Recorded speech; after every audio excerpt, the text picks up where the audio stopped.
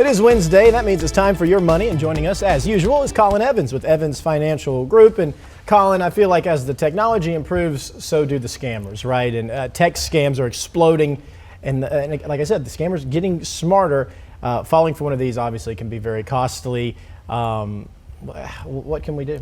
You know, this is no longer, you know, the 20 years ago, the email of, you know, you were left money from a Nigerian prince and you have to send us a money order and we'll give you your millions. Oh, it's, you know, you got to think that phones are really the last device that have 100% of our attention. Yep.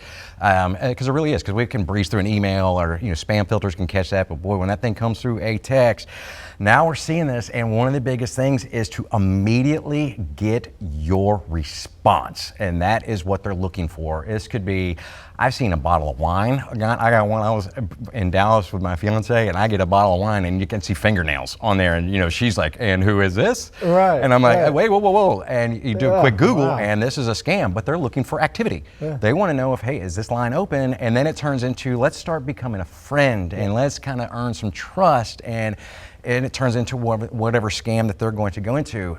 What's scary is when they start with a fear tactic, a sense of urgency. I just heard from somebody here at KTBS that they had a son or son-in-law that had the same thing, and it was, "I will kill you, and if you're not going to get any money, and this is, you know, we're calling for different reasons." Like, oh my goodness, this is so bad.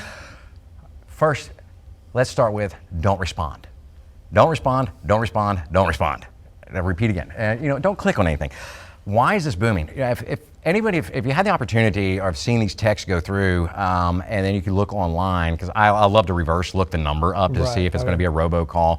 But with AI and automation of how well they're doing things, and you see photos of phone banks, it's scary. And it's just a chain of phones connected, and they're running this stuff with AI. And it's just going down the line, dialing for dollars, or all these things they are can even doing. do your voice, or a voice of your loved one as well. It is insane on how to do this. One of the key things that you can do if you're getting the text like that, the first thing you can do, if it's something that scares the dickens out of you, if it's a banking deal, something like that, start with your bank, go there, or call the number on your card. Do not call any phone number that they might give on the text. Don't click any link that might be on the Go there and actually talk to an individual at the bank so they can visit with you. You can also forward those texts to 7726 text, which 77, it's also spam, yeah, right. oddly enough. And then it'll kick a text back and it'll say, "Hey, where'd the number come from?" And you can just put in that phone number if you want to mark it that way. But the goal in this thing is a really fast and quick panic, and that's what they want, because as soon as they get the fast and quick panic, you click on it, then it starts. You know, we can either find it's your friend, what's going on. One of the big ones, another great one that we've seen too, we threw some, I don't know if they're putting some up on screen, but I've had a collection of about a dozen of them that came through our office over the last 7 days. Yeah. This is absolutely wild. But I mean, it's from, you know, it looks like UPS. Yeah. Where's your package? We have a package that's coming to you. Oh, click that. No, don't click. Again, let's not click anything. You have to really be diligent with this stuff. Keeping your data simple. If you're talking to somebody on the phone and they start with a Visa gift card, this, I don't know why it says, no water bill company or SWEPCO is not taking Visa gift cards, we're not taking Walmart gift cards. Whatever the scam is falling into play that we have to be wary of, but it's really about building the trust that they want to put into place with you and gather that from you and become your friend.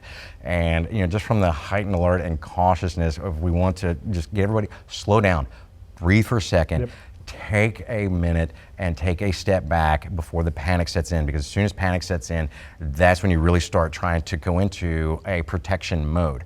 And you know, the crazy thing about human nature, you know, we can close with this, the crazy thing about human nature is we will work harder to protect from a loss than we will for a gain. Right. And if this is the opportunity of protecting from a loss and you're dealing with this with a scammer, our emotions can get in the way, and our emotions getting in the way of something that this might not be a deal that you have to even worry about at all, but somebody has got you triggered into the point that you're reacting and they're getting those reactions out of you, and that's exactly what they're wanting. And just a word of caution, a word of hesitation, take your time, slow the roll.